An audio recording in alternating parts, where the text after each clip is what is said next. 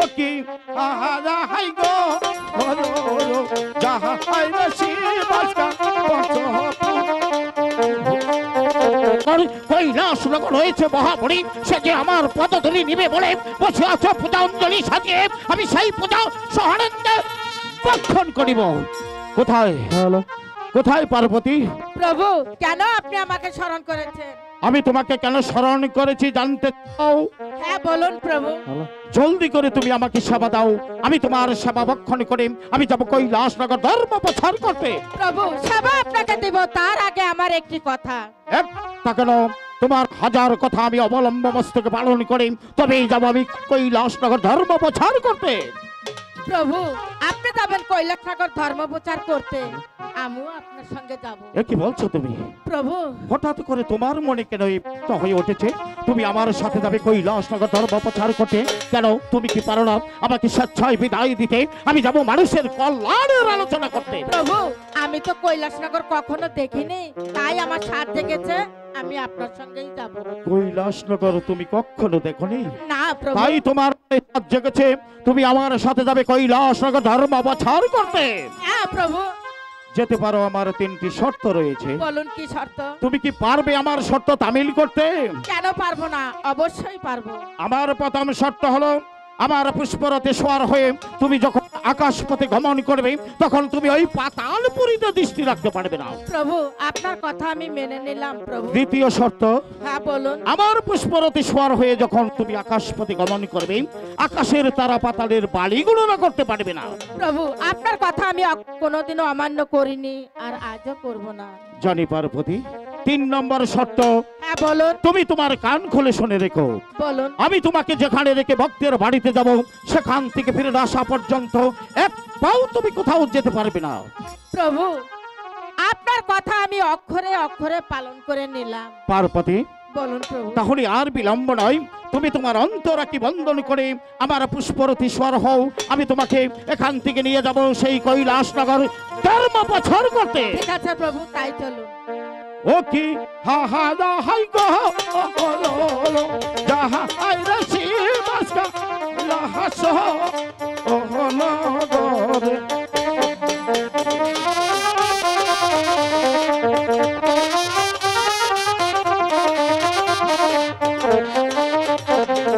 দহমকে দহমকে চলে মোর শিবরে,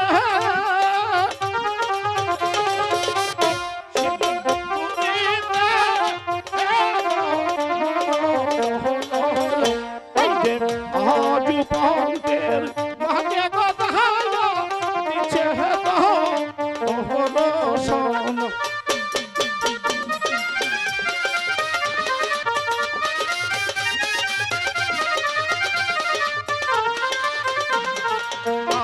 আজু পন্তের মাঝে গো গায়া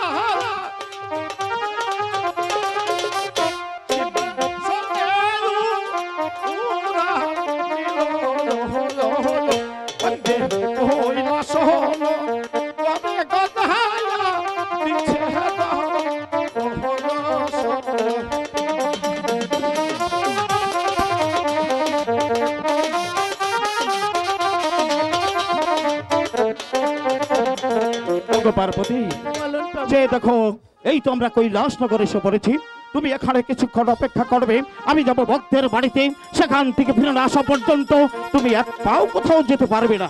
ঠিক আছে প্রভু, আমি এখানেই থাকবো। আমার প্রভু যাবে কৈলাসনগর ধর্ম প্রচার করতে। প্রভু, তুমি যাবে কৈলাসনগর ধর্ম প্রচার করতে, সেখানে গিয়ে তুমি ধর্ম কাজ করো না অধর্ম কাজ করো, আমি পার্বতী দেখি। একই প্রভু, আপনি এসেছেন? আমি এসেছিলাম কৈলাস নগর ধর্ম প্রচার করতে, সেখানে আসা মাত্র আমার শরীরটা বদ্ধ ক্লান্ত হয়ে পড়ে, তাই তো আমি মনে মনে স্থির করি আমি কোথায় গিয়ে একটু বিশ্রাম করব। আমি তোমার বাড়িতে এসেছি, আমাকে কি শয্যা পেতে দাও, আমি কিছুক্ষণ বিশ্রাম করব। প্রভু, আপনি এখানে বিশ্রাম করুন, আমি মহাবলী, আপনার সেবা করি। সত্যি আজ আমি বড় ক্লান্ত মহাবলী, এই মুহূর্তে একটু বিশ্রামের প্রয়োজন। আমি তো আর চলতে পারছি না, আমার প্রভু গেছে কৈলাসনগর ধর্ম প্রচার করতে, সেটা এখন পর্যন্ত ফিরে এলো না, তাহলে আমি এখন কোথায় যাব তাই তো ভাবছি। ওই তো সামনে একটি কঠোর দেখা যায়, ওখানে গেলেই আমি কারোর সঙ্গে দেখা পাবো। ঠিক আছে, আমি ওখানেই যাই। একই একই পার্বতী, তুমি আমার সাথে কথা দিয়েছিলে আমি যে পর্যন্ত ভক্তের বাড়ি থেকে তোমার কাছে ফিরে না যাবো এ পর্যন্ত তুমি এক পাও কোথাও যেতে পারবে না। প্রভু, কথা আমি আপনাকে দিয়েছিলাম, আপনি বলেছেন পার্বতী তুমি এখানেই থাকবে। এদিকে যে সন্ধ্যা ঘনিয়ে আসছে, আপনার কোনো খবর নেই, তাই তো ভাবছি ওই তো সামনে একটি কঠোর দেখা যায়, ওখানে গেলেই আমি কারোর সঙ্গে দেখা পাবো। ছি, ছি, আমার ভাব তো ঘৃণা হচ্ছে যে আপনি এত নিচে নেমে গেছেন। পার্বতী, আমার ভাবতে ঘৃণা হচ্ছে আমি এত নিচে নেমে পড়েছি। আমি দেবের দেবী মহাদেব, আমি এমন কি অপরাধ করেছি যার বিনিময়ে আজ আমি এত নিচে নেমে পড়েছি। আপনি দেবের দেব মহাদেব, আপনাকে সবাই প্রণাম করে এবং সবাই শোভা দেয়। আমিও ভাবছি তাই এখানে এসে আপনাকে কি জবাব আমি দিতে পারি আর কি বলবো। এখানে এসে দেখি রাধা আর কৃষ্ণর মিলন। বাহ বাহ প্রভু। কি বললে তুমি? এখানে এসে তুমি রাধা কৃষ্ণের মিলন দেখেছো?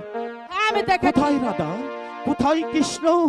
তুমি যে আমার উত্তঙ্গনী, একটি বার খুলে বলো কোথায় রাধাকে দেখেছো তুমি, কোথায় কৃষ্ণকে দেখেছো তুমি? আমি একটি বার তাদের দর্শন নিতে চাই।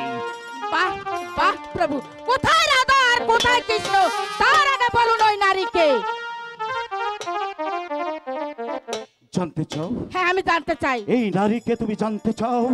একটি বার তুমি এই নারীকে জিজ্ঞাসা করে দেখো এই নারীর সাথে এই দেবের দেবে মহাদেবের কি সম্পর্ক রয়েছে। তুমি ওকে জিজ্ঞাসা করলেই বুঝতে পারবে এই নারীর সাথে আমার কি সম্পর্ক রয়েছে। ঠিক আছে, আমি তাই জিজ্ঞাসা করছি। আচ্ছা বলো তো তুমি কে এবং তোমার পরিচয়।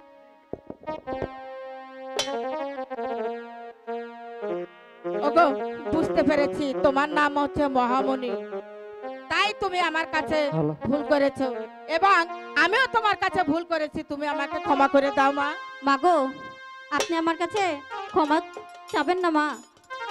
আমি যে তোমার মহামণির মা।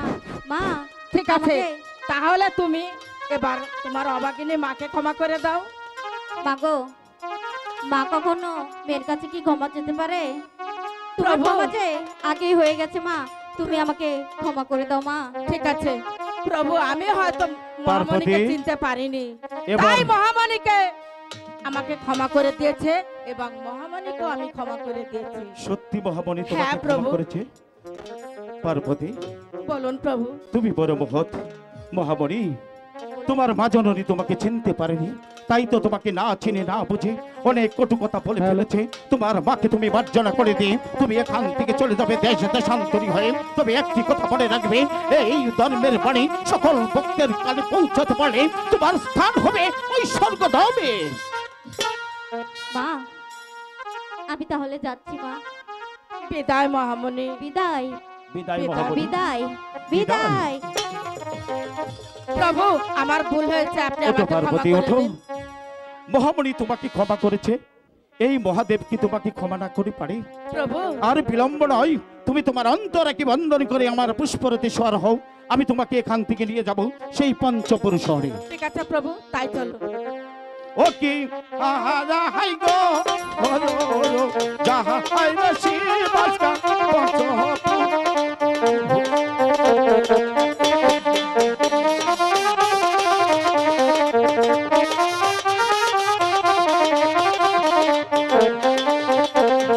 দহরমকে দহনকে চলে মোর শিবরা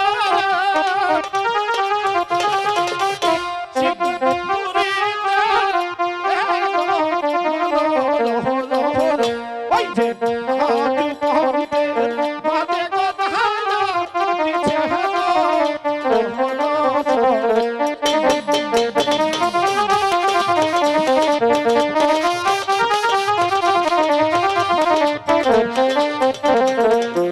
রাজু কহতে বাদে দয়া হারা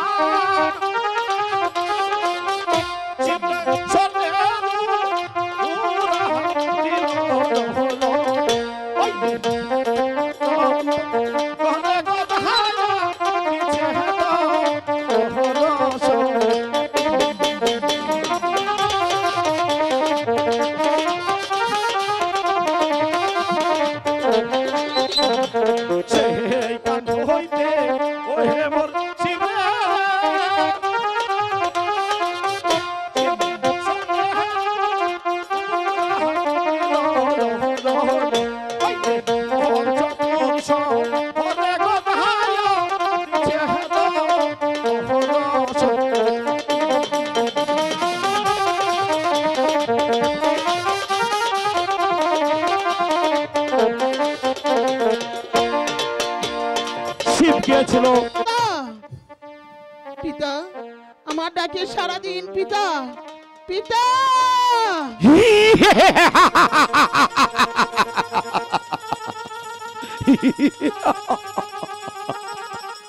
অনেক দিন হয় আমি কৈলাসনগর গমনে করি না, তাই তো আজ মনে পড়েছে কৈলাসের কথা।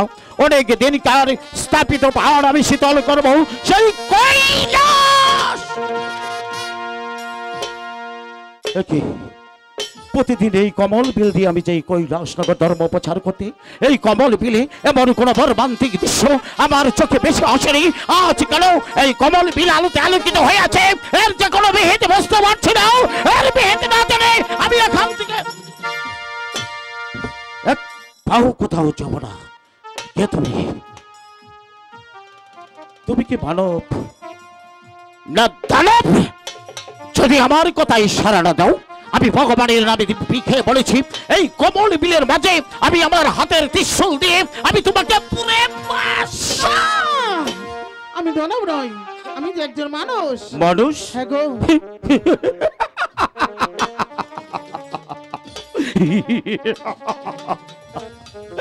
মনে মনে যা ভেবেছি তাই হয়েছে। ওগো মানুষ, তোমার ফোলানো ফুটান্ত গোলাপ যেমন এই কমল বিলের মাঝে টকটক করে উঠেছে, আমি যে তোমার উপরে উন্মাদ হয়ে যাচ্ছি। আমি তোমার দিকে যতই তাকাচ্ছি, আমি যে চোখ ফিরাতে পারছি না। আমি তোমাকে নিয়ে যাবো আমার। আমাকে স্পর্শ করবেন না। স্পর্শ করবো না? আপনি এখান থেকে চলে যান। চলে যাব? হ্যাঁ। আমি যখন তোমার দিকে দৃষ্টি দিয়েছি, আমি তোমাকে নিয়েই যাব। আমি বলছি তুমি স্বেচ্ছায় আমার পুষ্পরথী সর হও, আমি তোমাকে নিয়ে যাব এখান থেকে আমার গৃহে। না, আমি তো একবারই বলেছি আমি আপনার সঙ্গে যাব না। যাবে না? আমি যাব আমার পিতার সঙ্গে। তুমি যাবে তোমার পিতার সঙ্গে? হ্যাঁ। আমি কি জানতে পারি তোমার পিতা তোমাকে এখানে রেখে সে কোথায় গিয়েছে? আমার পিতা প্রতিদিন এই রাস্তায় চলাফেরা করে, তারপর? কৈলাস ভবন যাত্রা করে, ধর্ম প্রচার করে। তোমার আমার পিতা আসলে আমার পিতার সঙ্গে আমি চলে যাব। তোমার পিতা প্রতিদিন এই রাস্তায় চলাফেরা করে, ধর্ম প্রচার করে। তোমার পিতা আসলে তুমি চলে যাবে? তোমার পিতাকে তুমি জীবনে কোনোদিন দেখেছো? আমি দেখিনি, তবে দেখলে আমি অবশ্যই চিনবো। তবে তোমার পিতাকে দেখে তুমি কিভাবে চিনবে? আমি বলছি আপনি শুনুন। বলো। আমার পিতা দেখতে ইয়া বড় লম্বা, ইয়া বড় লম্বা। তার মাথায় আছে জ্বর, তারপর? গলায় আছে সাপ, তারপর? আর হাতে আছে ত্রিশূল, তারপর? গায়ে আছে বাঘের চামড়া। তারপর? দেবী দেব মহাদেব শিব ঠাকুর। ওগো ওগো পিতা দেবতা, আমি যে ভুল করে ফেলেছি পিতা, আমাকে ক্ষমা করুন।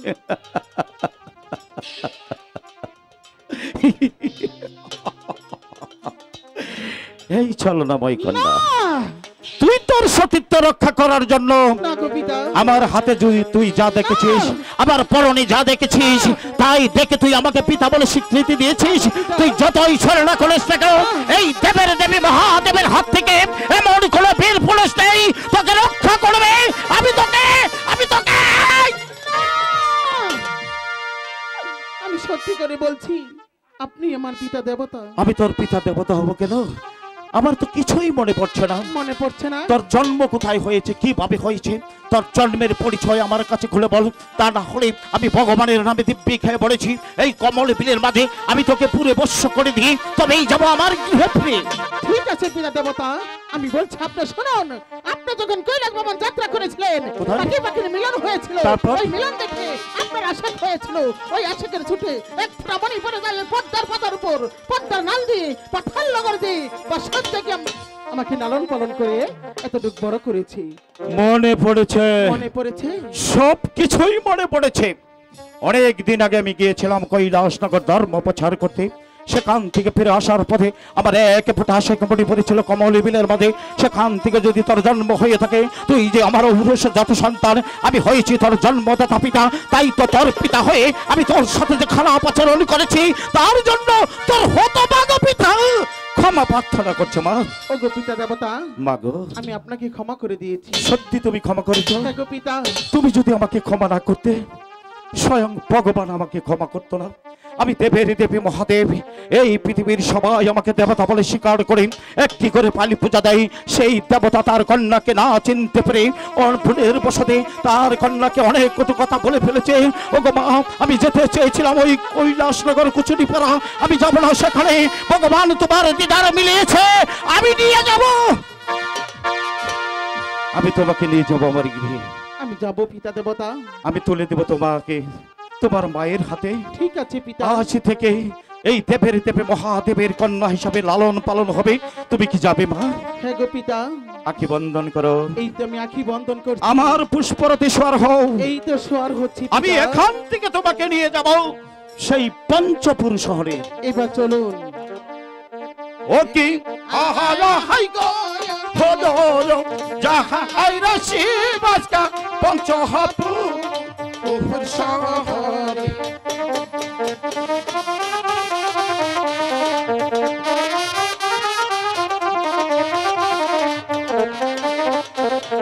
জহমকে জহমকে চলে মোর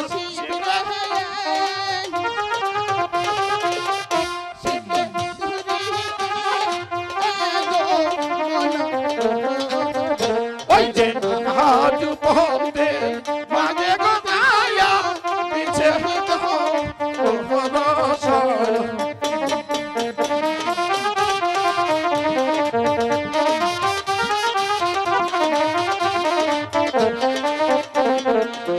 রাজু পহতে মাঝে গোদায়া হায়া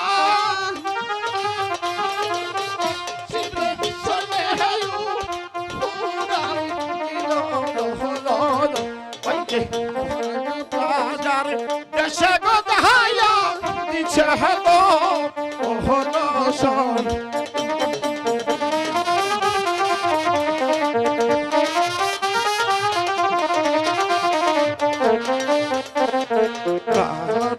হাজার দেশে গোদাইয়া হারা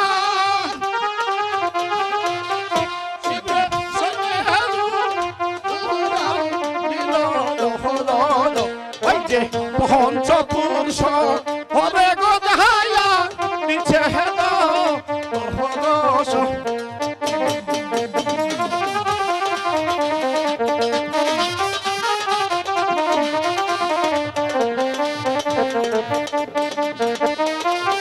হ্যালো।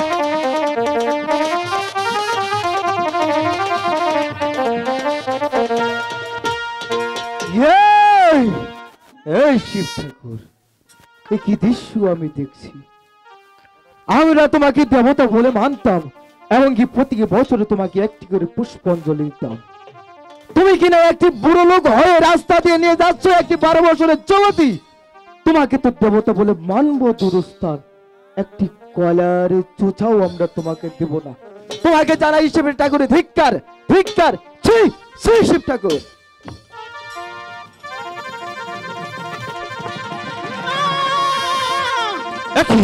একই কন্দা, হঠাৎ করে আমার পুষ্পরথ থেকে এভাবে জমিনে ধুলায় লন্ঠিত অবস্থায় পড়ে গেলে কেন?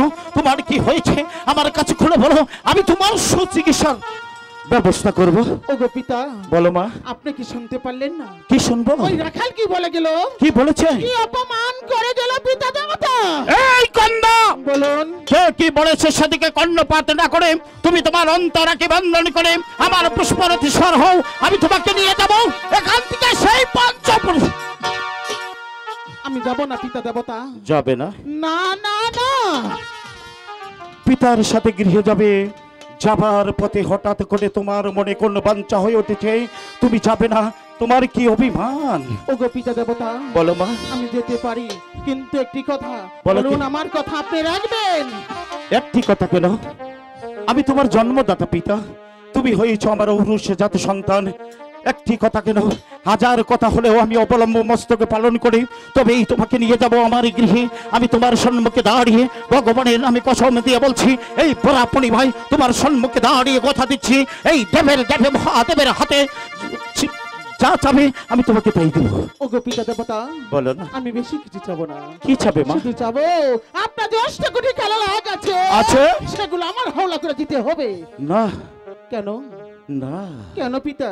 না কেন? না না না না না এই, ওগো পিতা, সবে মাত্র তোর সাথে আমার পরিচয় হয়েছে। তুই যে আমার ঔরসজাত সন্তান, আমি হয়েছি তোর জন্মদাতা পিতা। তাই তো তোকে সন্তান বলে স্বীকৃতি দিয়ে আমি নিয়ে যেতে চেয়েছি সেই পঞ্চপুর শহরে। এই যাবার পথে তুই আমার কাছে এমন কিছু চেয়েছিস যা আমাকে দেওয়া কোনোভাবেই সম্ভব নয়। কেন সম্ভব নয় পিতা দেবতা? তুই যে ছোট মানুষ, আপনি তো বলেছেন আমি যাহা চাবো আপনি আমাকে তাহাই দিবেন। বলেছি, শুধু তাহলে বলেছি দিন। নয়, আমি ভগবানের নামে দিব্যিও খেয়েছি।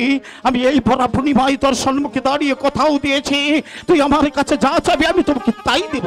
হ্যাঁ গো পিতা দেবতা, বলে জামা, তাহলে দিন।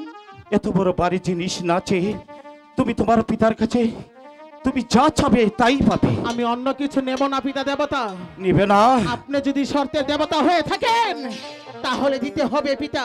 কি বললে?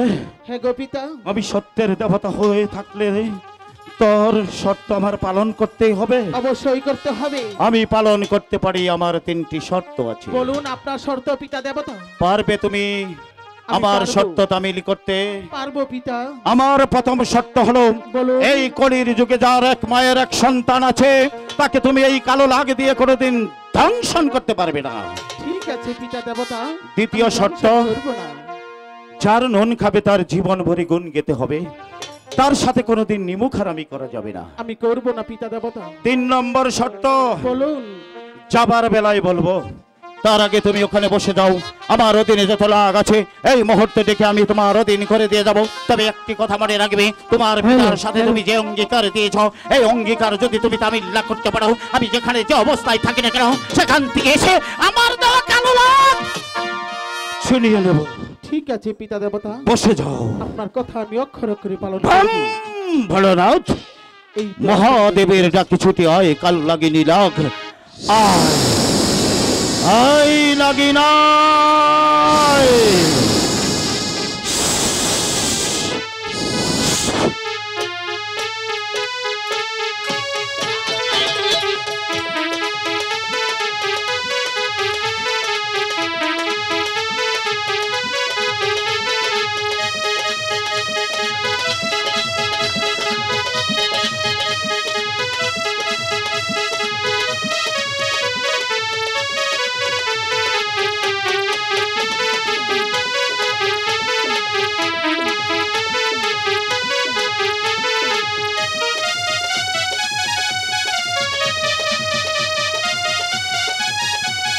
নাগিন,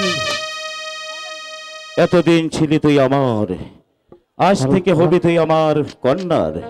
আমার কন্যা যা বলবে তাই তোর অবলম্ব মস্তকে পালন করতে হবে। ঠিক আছে গুরুদেব, আপনার কথা আমি অক্ষর অক্ষরে পালন করব। যা কাল লাগ দোলফুল দোলফুল পদ্মার অঞ্চলে বান্দিলাম ফুল, এ ফুল যদি শুধু যা শুধু হাই লাগে মা কালীর মস্তক খাস। যা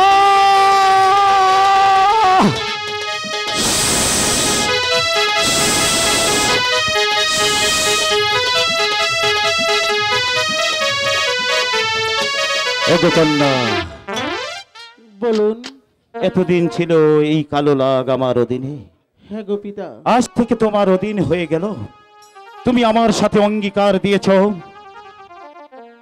এই কালো লাগ আমি তোমার কাছে অর্পণ করলে আমার অঙ্গীকার তুমি যথারীতভাবে তামিল করবে। ঠিক আছে পিতা দেবতা। বলেছিলাম 3 নম্বর শর্তের কথা। বলুন। সে দেখো চম্পাইপুর নগর, চম্পাইপুর নগর। ওখানে আছে চাঁদ সদাগর। চাঁদ সদাগর। হ্যাঁ, চাঁদ সদাগর। আমার কি করতে হবে পিতা দেবতা? সে যে আমার পরম ভক্ত চাঁদ সদাগর। তুমি যাবে সেই চম্পাইপুর নগর চাঁদ সদাগরের কাছে একটি মাত্র পুষ্পাঞ্জলির জন্য। পুষ্পাঞ্জলি। হ্যাঁ, পুষ্পাঞ্জলি। বলুন। সেই চাঁদ সদাগর যদি তোমাকে একটি পুষ্পাঞ্জলি দেয়, মনে রাখবে এই পৃথিবীতে যত হিন্দু বৌদ্ধ খ্রিস্টান আছে সবাই তোমাকে দেবী বলে স্বীকার করবে। আর যদি চাঁদ সদাগর তোমাকে পুষ্প না দেয়, মনে রাখবে এই পৃথিবীর মানুষ তোমাকে ধিক্কার দেবে। ঠিক আছে পিতা দেবতা, আপনার কথা আমি অক্ষরে অক্ষরে পালন করব। চলে যাচ্ছি মা, 12 বছরের জন্য ভক্ত দিদারে স্বর্গদমে যাবার বেলায় তোমাকে একটি কথা বলবো। বলুন পিতা। তোমার পালিত মা তোমার নাম কি রেখেছিল? পিতা বলো মা। মানসা। মনসা। হ্যাঁ গো। মনসা। মনসা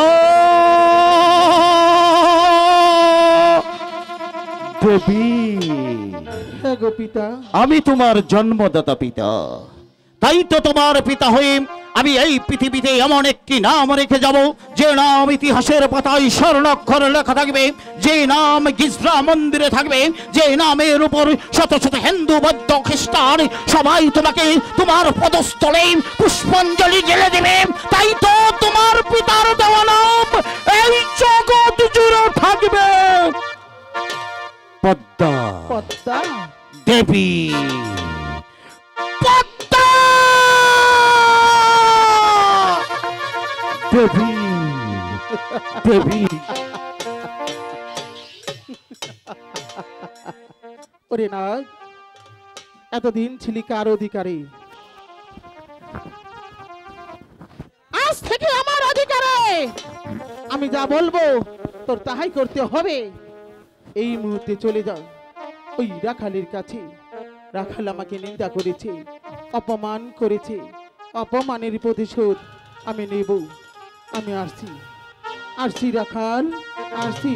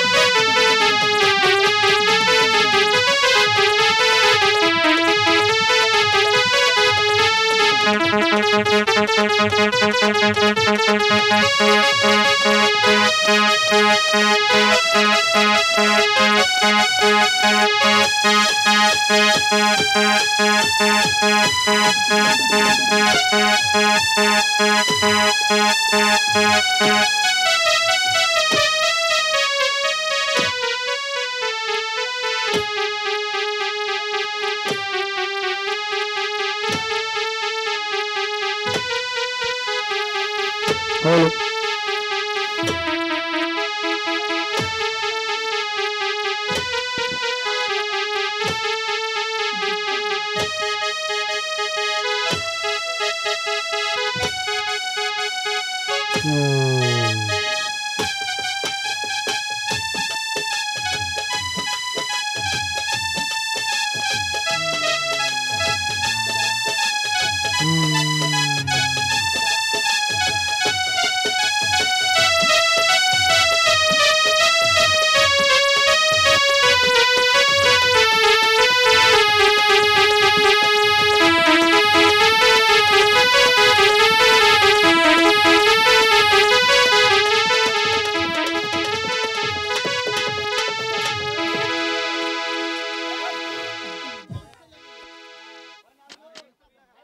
এই তো প্রায় সন্ধ্যা ঘনিয়ে আসে, কিন্তু আমি আমার কার্তিককে বলেছিলাম, ওরে কার্তিক তুই আসতে সময় আমার জন্য সামান্য কিছু খাবারে নিয়ে আসিস, কিন্তু এখনো যে আমি কার্তিককে আমার মাঠের কোণার কোথাও দেখতে পাচ্ছি না। কার্তিক তুই কোথায়? কার্তিক তুই কি আমার এই ডাকি শুনতে পাচ্ছিস না না গো। রে? আমি দেখছি আমার দাদা কোথায়, তাই তো আমি আমার দাদাকে খুঁজে বের করবই। কার্তিক, আমি তো গো কার্তিক, রাখা আমি তো তোকে কোথাও দেখতে পাচ্ছি না রে। মাঠে মাঠে ঘুরি বাসরিবা যাইয়া পালের গরু বাছুর রাখি রে। আমি তো গো রিবহরা খালি রে। তুই কোথায় কার্তিক? আমি যে তোকে কোথাও দেখতে পাচ্ছি না। আমার এটাকে একটু সারা দে না রে কার্তিক। আমি যে তোকে মাঠের কোথাও খুঁজে পাচ্ছি না।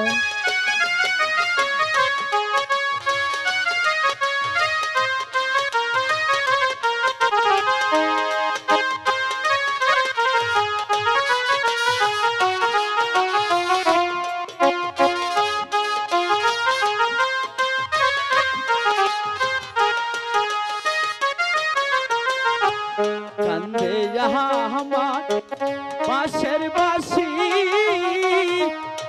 আরো কান্দে হিয়া কার্তিক, বাসরিবা চাহিয়া যাব গরুর পাল দহিয়া রে। আমি তো গো বিবহরা খালি রে। তুই কোথায় রে? আমি তোকে কোথাও খুঁজে পাচ্ছি না দাদা। আমিও তো তোকে কোথাও খুঁজে পাচ্ছি না। তুই কি আমার ডাক শুনতে পাচ্ছিস না রে কার্তিক? তুই আমার ডাকে একটু বার ইশারা দে।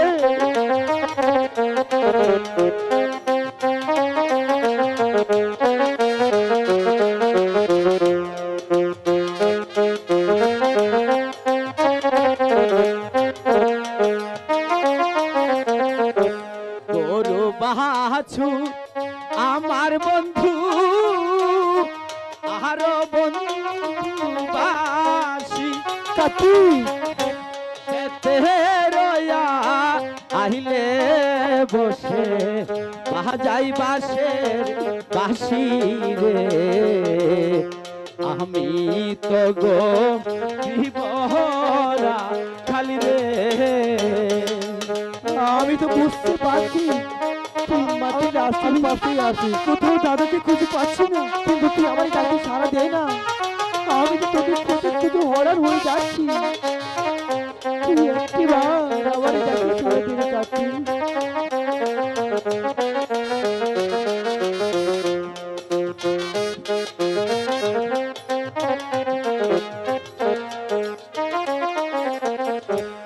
আমি তো গো দিবরাখা মাঠে মাঠে ঘুরি কার্তিক, বাসরিবা যাহিয়া পালে গরু।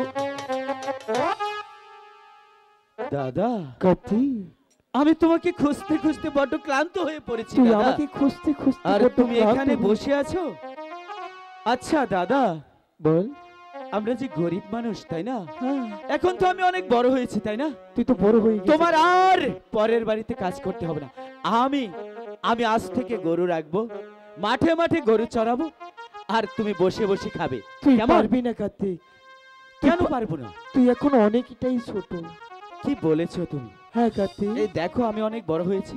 তুই বড় হলে কি হবে? আচ্ছা দাদা, আমি বুঝতে পেরেছি তোমার বড্ড ক্ষুধা লেগেছে, হ্যাঁ, তাই তো তুমি ওই গাছের ছায়ায় বসে একটু বিশ্রাম করো, আর আমি মাঠে গরুগুলো ছেড়ে দিয়ে তোমাকে পাহারা দিচ্ছি, আর এখানে বসে মনের মতো আর বাঁশি বাজাচ্ছি। ঠিক আছে কার্তিক, আচ্ছা ঠিক এই আছে। নীতি বাসি।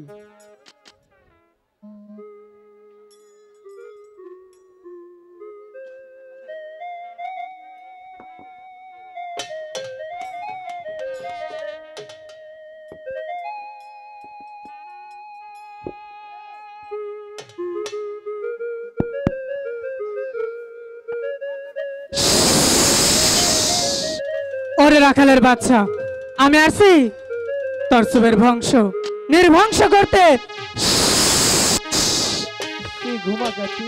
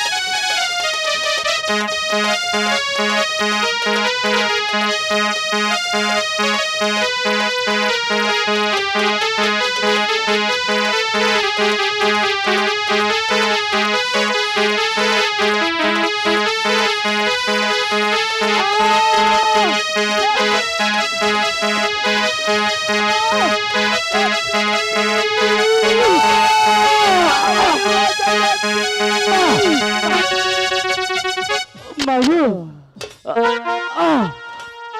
ইস, বেশি জ্বলে যাচ্ছে। দাদা, দাদা, দাদা তুমি কোথায়? দাদা, একে দাদা, তুমি তুমি এখানে ঘুমিয়ে আছে? দাদা দেখো দাদা, আমাকে যে সাপে দংশন করেছে। দাদা তুমি তুমি জাগো দাদা, আমাকে আমাকে সাপে দংশন করেছে দাদা। একে দাদা কথা বলছে না কেন? দাদা, দাদার শরীর কেমন যেন ঠান্ডা হয়ে যাচ্ছে। না,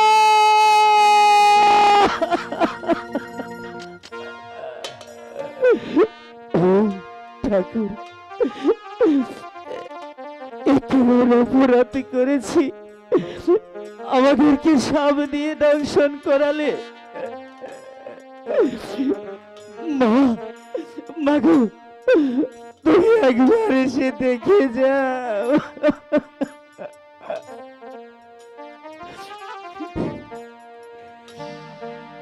আই গো,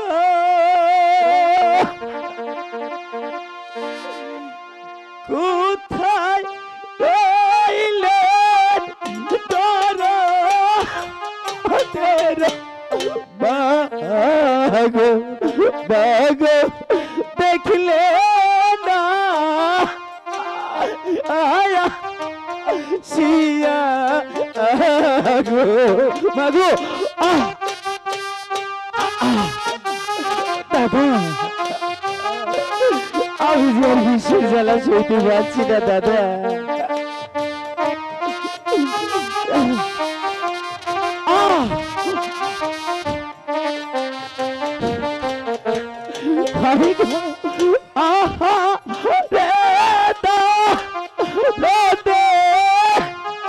আমার দাদা, দাদা চোখে এলে যাও গো দাদা।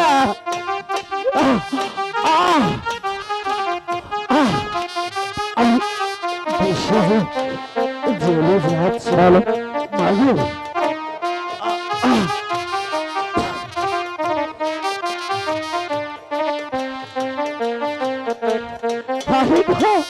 থাকতো যদি পিতা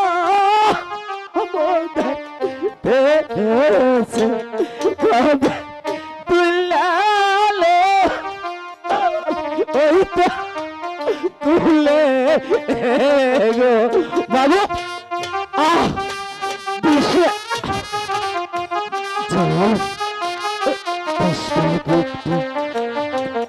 যাচ্ছি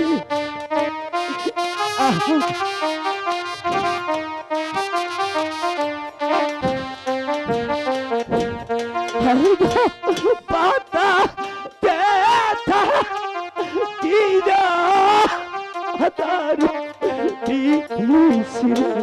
বিশরে বাজাতে